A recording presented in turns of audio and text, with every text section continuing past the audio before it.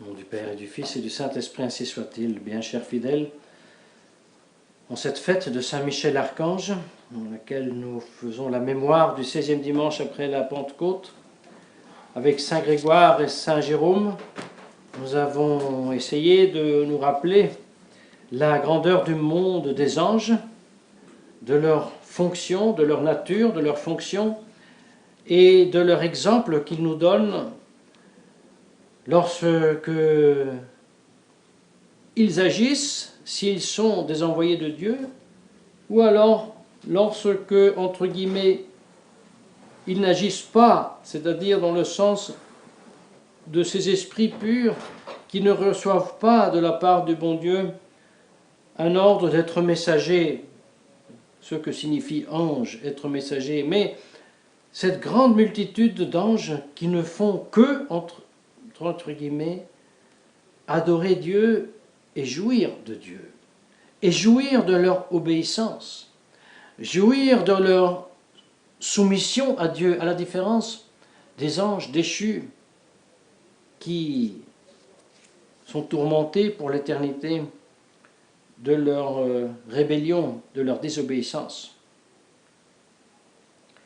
Eh bien, ce monde des anges nous est une grande, non seulement leçon, mais justement, il nous est d'une effective et actuelle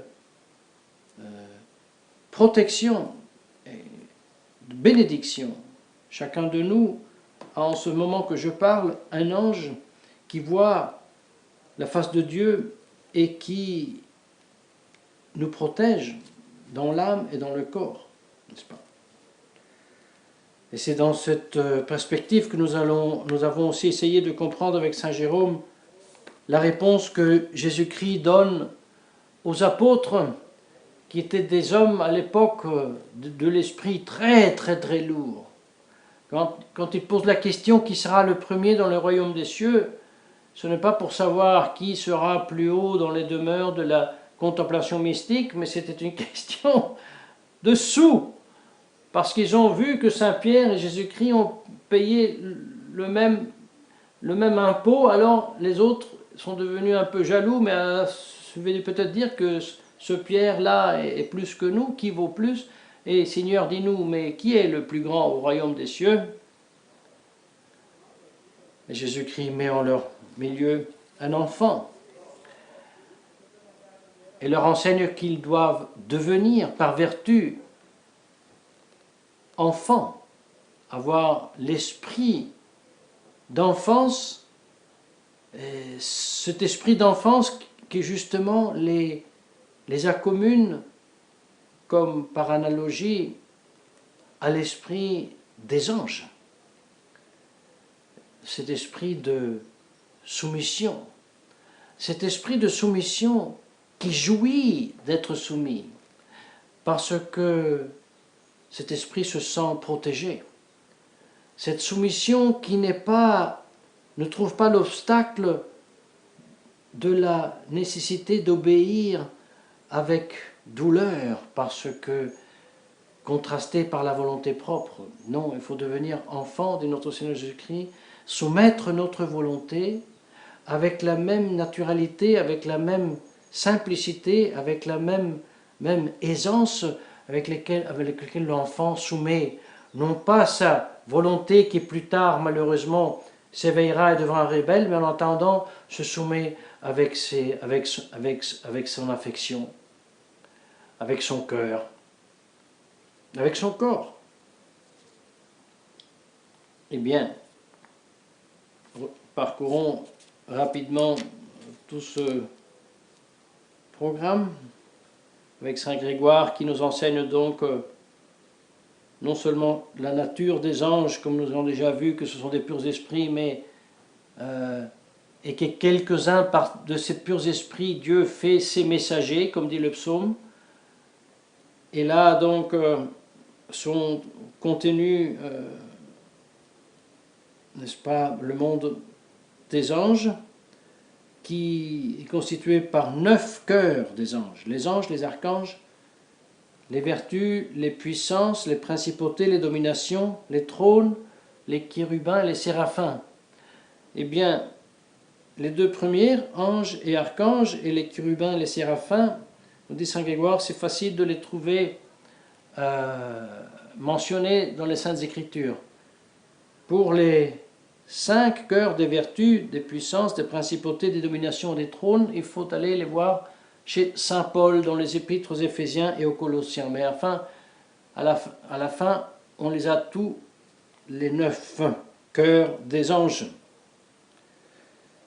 Et pour ceux qui regardent les archanges, ce sont ceux qui donc, à la différence des anges, ont à transmettre des messages plus importants.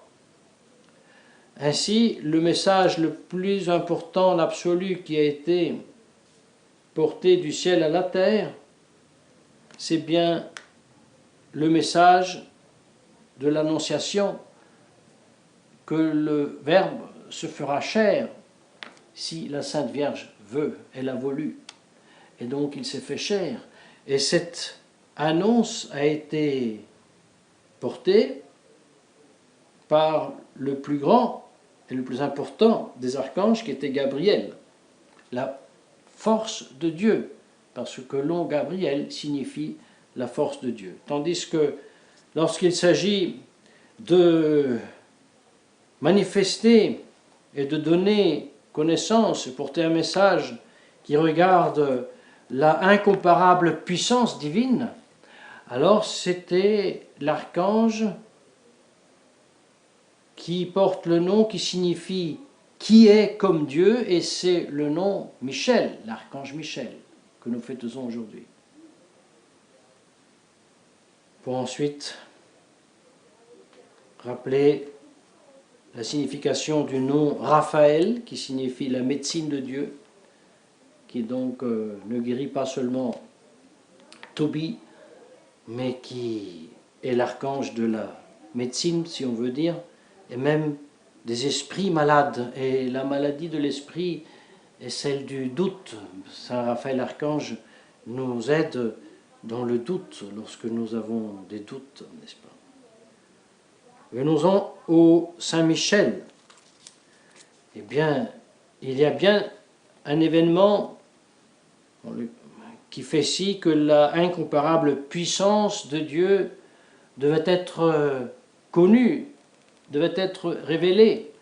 C'était bien le moment lorsque un ange pensait pouvoir être concurrent de la majesté divine. Lorsque Lucifer, comme nous rapporte Isaïe prophète, disait « Je monterai au ciel, je poserai, élèverai mon trône au-dessus des étoiles, et je serai semblable à Dieu. » N'est-ce pas? Orgueil à l'état pur, qui doit être ensuite contrasté par l'humilité, la soumission à Dieu, la reconnaissance de la majesté et de la puissance incomparable divine à l'état pur. Nous ne pouvons pas dire incarné, parce que les anges n'ont pas de chair, mais représenté par Saint Michel Archange. Saint Michel Archange, c'est lui qui est comme Dieu, c'est lui qui représente la force de Dieu, et c'est lui qui combat contre Lucifer.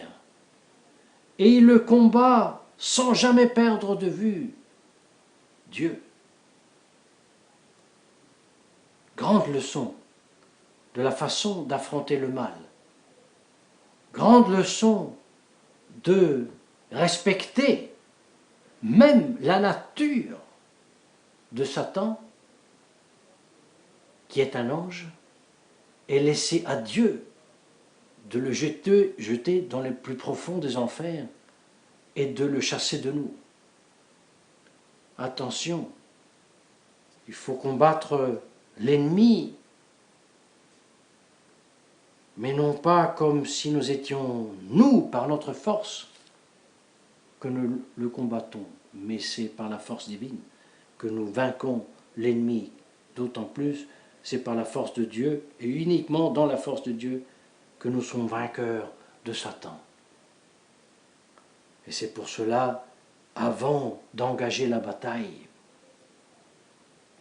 avant encore de répondre à l'insulte de Satan, nous expliquent les commentateurs, n'est-ce pas, au livre de l'Apocalypse, que Satan, après avoir perdu la bataille contre Jésus-Christ, avait l'hardiesse de monter aux cieux et de accuser le genre humain tout entier auprès de Dieu pour qu'il lui soit donné, pour le torturer dans l'enfer, le genre humain tout entier. Et il se fait un grand silence au ciel. Et Saint Michel-Archange, pratiquement uniquement se référant à Dieu, qui est comme Dieu, que Dieu te fulmine. Non, pas moi.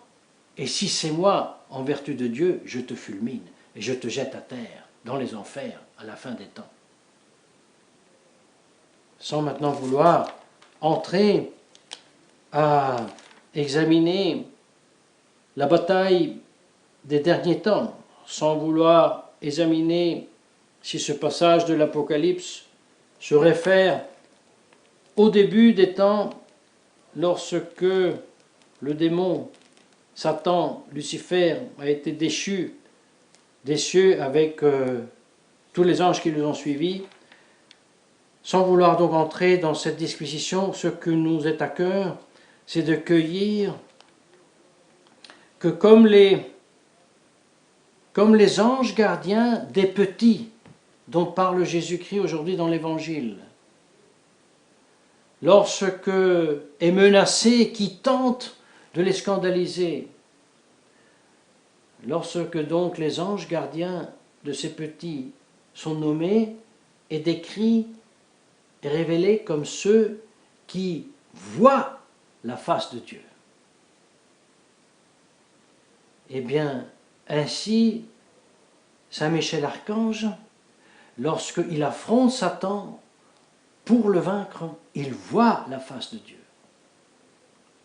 Lorsque l'archange Gabriel annonce à la Sainte Vierge Marie l'incarnation, il voit la face de Dieu. Donc, les anges, lorsqu'ils agissent toujours en effective et actuelle présence de Dieu. Et lorsque Jésus-Christ nous demande de devenir comme les enfants, cela signifie, comme l'enfant vit, joue par terre, toujours dans la conscience, maman est là, et me garde, et me protège. Papa est là, il me garde, il me protège. Ainsi, l'âme du chrétien vit vraiment dans la présence de Dieu, auquel il se sent soumis et protégé. Et pour cette raison de la soumission et obéissance à Dieu, à la différence de la rébellion et la désobéissance des anges déçus, pour cette raison, Saint Jérôme ajoute d'emblée, voilà pourquoi Saint Paul, dans son épître aux Corinthiens, ajoute que la femme, dans l'Église, porte sur sa tête la puissance. Quelle puissance? Et comment peut-elle porter une puissance sur sa tête?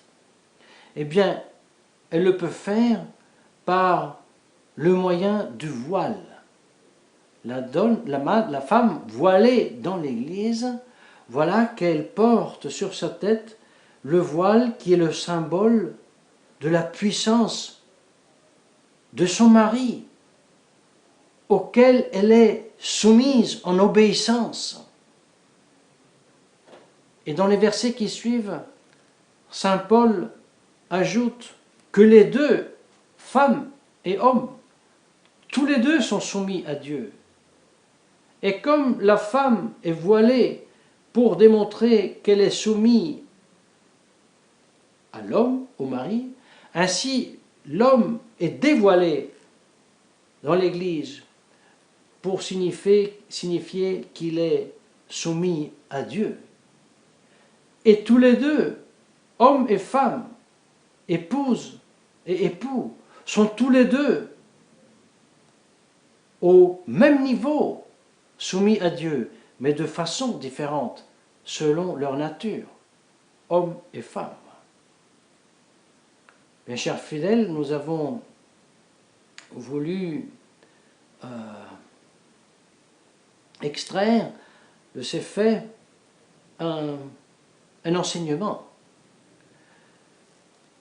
Comme au ciel, la rébellion et la désobéissance de Lucifer étaient la cause de sa chute, et comme par contre l'obéissance et la soumission, et l'obéissance apprise, exercée ici sur terre par le Christ lui-même, a opéré notre salut, notre rédemption.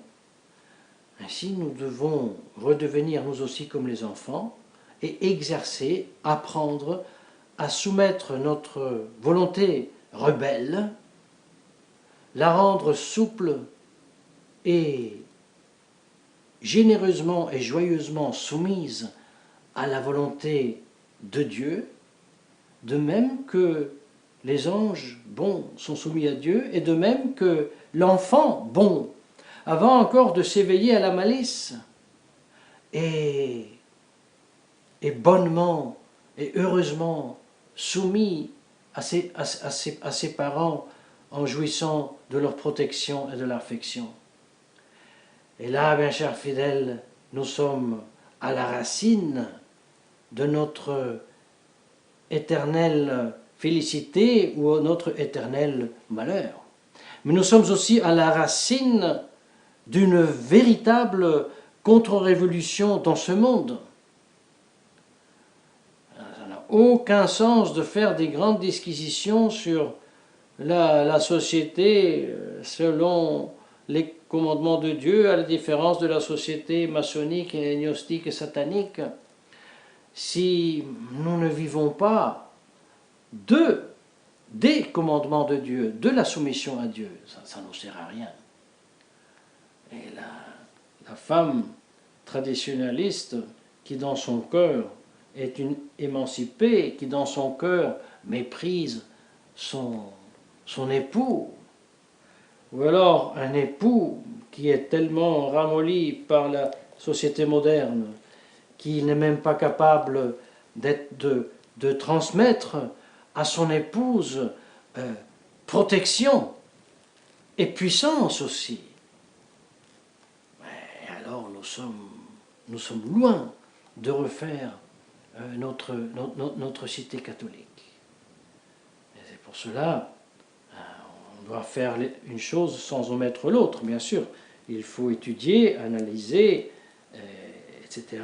Mais tout d'abord, il faut chercher ce royaume des cieux qui se fait grand, qui se fait puissant dans les âmes soumises à Dieu et qui puissent ensuite exercer leur rôle que la nature leur donne, que l'homme soit homme, que la femme soit femme, et qu'ensemble ils soient soumis à Dieu, mais avec une soumission de la femme à l'homme et d'une capacité réelle de l'homme d'être supérieur et protecteur et amant de son épouse, comme Jésus-Christ a aimé son Église. Et nous voyons que ce n'est pas peu de choses que nous proposons en cette fête de Saint Michel Archange. Et c'est bien pour cela que nous demandons sa protection,